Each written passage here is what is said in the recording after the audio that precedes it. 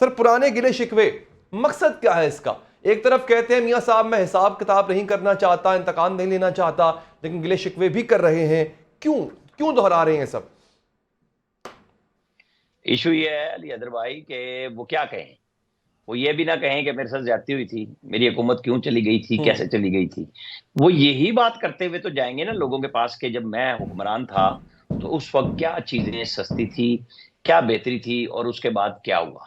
और वो बिल्कुल 16 महीने की बात को इसलिए नहीं मानते कि IMF के मुआहदे के बाद इमरान खान के जो दौरे हुकूमत था टोटल, और उस मुआहदे को तोड़ा गया, वो उसके आफ्टर शॉक्स थे जो आज तक मौजूद हैं। वो यही कह रहे हैं कि 8 फरवरी आपके पास यानी अवाम के पास अदालत का इख्तियार है। उन्होंने मेरा ख्याल है ये सुबह सुबह करा दी थी तकरीर रिकॉर्ड, चुके मरियम नवाज ने इसका ट्वीट भी कर दिया था।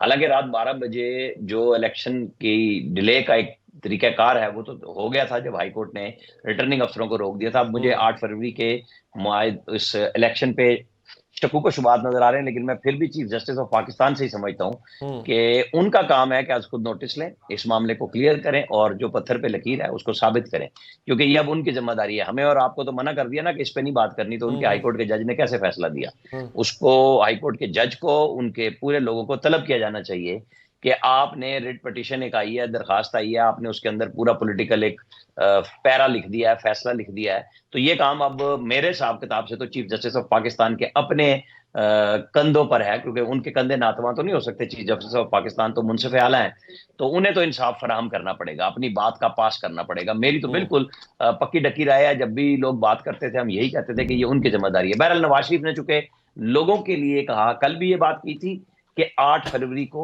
एक बड़ी JIT और अदालत लगेगी और अदालत के जज अवाम है, तो वो अवाम से मुखातिब हो रहे हैं कि मुझे तो आपका वोट चाहिए ताकि आपके लिए बेहतरी हो सके। वो बहुत ज्यादा जब थोड़ा इशारा करते हैं तो आप और हमारे जैसे सारे लोग आके आ जाते हैं, वो जी देखें जी ये फिर लड़ाई की तरफ जा रहे हैं, ये कन्फ्रंटेशन की तरफ जाते हैं। वो जरा सा साइड पे होते हैं तो हम और आप ये सवाल करते हैं कि जी वो अपनी मजलूमियत का रोना रो रहे हैं। भाई वो क्या बताएं, वो यही बताएंगे ना कि मैं था तो मैंने इतनी मोटरवेज 12 मोटरवेज नहीं बना दी थी, क्या क्या कुछ कर दिया था, कितने सौ किलोमीटर सड़कें बनाई थी, अगर दहशतगर्दी के खिलाफ जंग को जीता था और एनर्जी के क्राइसिस को खत्म किया था, तो वो क्या बताएं इसके अलावा।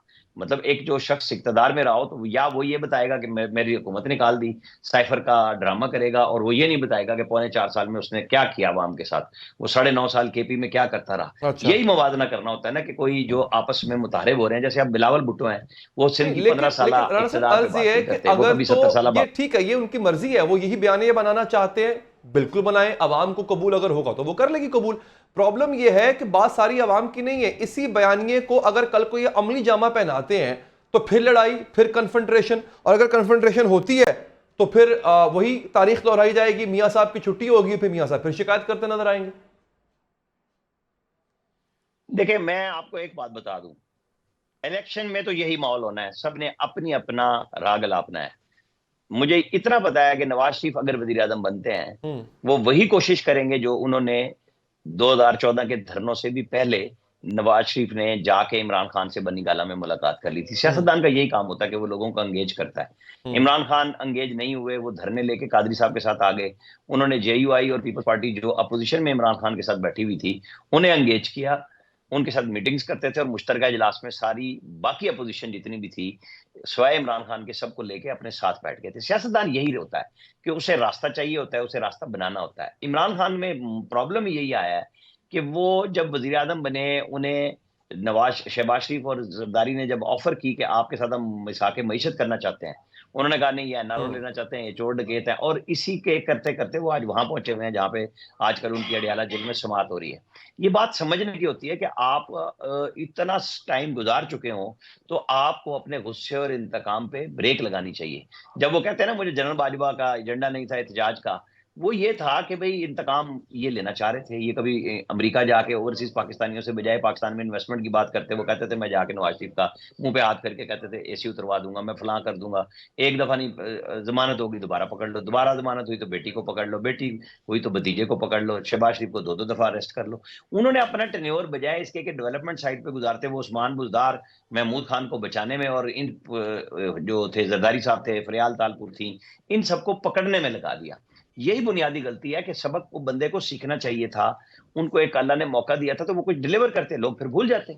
जब डिलीवर भी नहीं किया और फंस गए, तो फिर ये तो सारे लोग मौजूद हैं, ये तो पुराने हम्म। आजमूदा सियासतदान हैं, इनको पता है लड़ाई झगड़ा किस हद तक लेके जाना है, कैसे सेट करना है। मेरे हिसाब किताब में नवाज शरीफ अगर इक्तदार में आ जाते हैं तो वो एक बदला हुआ पाकिस्तान हमें जरूर देंगे। अच्छा, तो राणा साहब, इनका देखिए इक्तदार में आना तो इन्होंने काफी हद तक बड़े कॉन्फिडेंट नजर आ रहे हैं कि इस बार इक्तदार में आएंगे, लेकिन जिस तरह ये शिकवे शिकायतें कर रहे हैं और जिस तरह ये इल्जामात लगा रहे हैं, उसमें कहीं इदारों के साबिक सरबराह भी हैं, पूरे का पूरा इदारा भी कभी कभी ये मुर्दे इल्जाम ठहरा देते हैं। तो सर, ये जब लड़ाई हो गई, कन्फ्रंट्रेशन हो गई, तो इनके इक्तदार में आने की राह में रुकावट नहीं पड़ेगी? इनको इस चीज का अंदाजा नहीं है? देखें, वो रोटी को चोची तो नहीं कहते नवाज शरीफ। अगर वो चौथी दफा इक्तदार में आने का रास्ता उनका परसों अदलिया के जरिए बन गया, हमवार हो गया है और उन्हें इलेक्शन लड़ना है, और जिसकी बात यानी इस्टेब्लिशमेंट की आप बात कर रहे हैं, तो ये जाने और वो जाने। मेरे हिसाब किताब में आज तक तो ये साबित किया इन्होंने कि इन्होंने स्टेट पे चढ़ाई नहीं की। ये 3 दफा इक्तदार से निकाले गए, कभी स्टेट के ऊपर लोगों को नहीं चढ़ाया। खान साहब एक दफा गए और पहली दफा में इस बुरी तरह कन्फ्रंटेशन ली और दिल पे ले ली कि अब भी वो वहीं खड़े हुए हैं जहां पे वो 9 अप्रैल को खड़े थे। हाँ, उन्होंने वो साइफर की कहानी बना के जो पब्लिक में चूरन बेचा, आवाम में मकबूलियत जरूर हासिल की। अपना मकबूलियत को मैं कबूलियत भी नहीं कहूंगा, मैं कहूंगा कि अपना रास्ता तो बनाते हैं ना सियासी तौर पे। इन केसेस में जहां वो फंस के आज आज वो मीडिया की तरफ चल के भी नहीं गए, वो खामोश बैठे रहे। आज उनकी वहां पे काफी कमजोर पोजीशन थी अडियाला जेल में। अल्लाह ताला किसी को भी मसाइब और मुश्किलात से बचाए, लेकिन उन्हें इन मसाइब और मुश्किलात से निकलने के लिए रास्ता बनाना चाहिए, अपने लोगों को रास्ता देना चाहिए, अपनी पार्टी की लीडरशिप पे ट्रस्ट करते हुए उनके जरिए सियासी जमातों से मुज़ाकरात का रास्ता बनाना चाहिए, तभी बात बनती है। वो आज जेल में जरूर है, कल नवाज शरीफ थे। ये सबके लिए सबक है कि कुछ सोच सकता था कि नवाज शरीफ इस तरह इन मुकदमात से बरी भी हो जाएंगे और फिर इलेक्शन लड़ने के लिए अहल भी हो जाएंगे, और उनके मुखालिफ ही उन्हें चौथी दफा का वजीर आजम पहले से करार दे दे जब वो लंदन से चल रहे हो। तो ये खान साहब को आजकल जेल में सोचना चाहिए कि कहाँ उनके साथ गलती हुई और उन लोगों को कैसे वो हटा सकते हैं जिन लोगों ने इनसे ये गलतियां कराई। उनको सोचना अच्छा, चाहिए कि इक़्तिदार के दिनों में कोई ऐसा शख्स थे, अशखास थे, ग्रुप था जो उनकी तबीयत के बरक्स आके ठीक बात है, करता था कि जी आप रास्ता दें, ठीक है। आप आमिर इलियास राणा अपोजिशन को भी साहब, चलने बहुत दें। बहुत शुक्रिया